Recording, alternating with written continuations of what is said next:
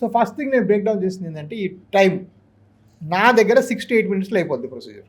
ఓ 40 minutes ఎక్కడ 6 minutes అసలు 6 to 8 minutes దాటదు, రోజుకి 10 నుంచి 15 అవుతాయి. ఓకే. సో ఇది 6 to 8 minutesలో అయిపోతుంది కాబట్టి నేను మత్తీను అక్కర్లేదు, మీకు మొత్తం కాలు చేసి క్రీమ్ రాస్తే సరిపోతుంది, ఉండదు ఎందుకంటే 6 minutesలో అయిపోతుంది. అవి రెండు లేకపోతే నడుములో సూది లేదు, ఎక్స్ట్రా ఖర్చు మిగిలినట్టే కదా అంతా. సో ఈ రోజు ఏ పేషెంట్ కూడా ఈవినింగ్ 4:30కి మా హాస్పిటల్ ఖాళీ, మేము నైట్ ఎవరికి ఉంచుకునే దాఖలాలు లేవు. Because this no time, 8 minutes is nothing for me.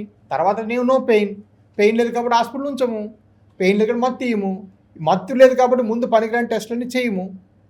So complete day care ప్రొసీజర్గా మార్చేసిన. ఓకే. డే కేర్, ఆ డే కేర్ పదం ఇండియా వచ్చేటప్పుడు దాకా లేదు, 2015 దాకా నేను ఆల్మోస్ట్ నేను తీసుకొచ్చాను అంటే కనిపెట్టలేదు.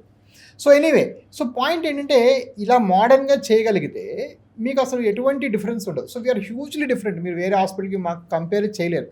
మీరు మామూలుగా ఎనీ కార్పొరేట్ హాస్పిటల్కి వెళ్తే వ్యాస్కులర్ సర్జరీ ఉన్నా అడ్మిట్ కానీ 3 రోజులు ప్రహసనం చేస్తారు. అలాంటి కేసులు మేము రోజుకి 10-12 చేసి సాయంకాలం 4 గంటలకు హాస్పిటల్ ఖాళీ, 6 గంటలకు ఎవరు ఉంటారు మా హాస్పిటల్, నేనే పోతా ఇంటికి.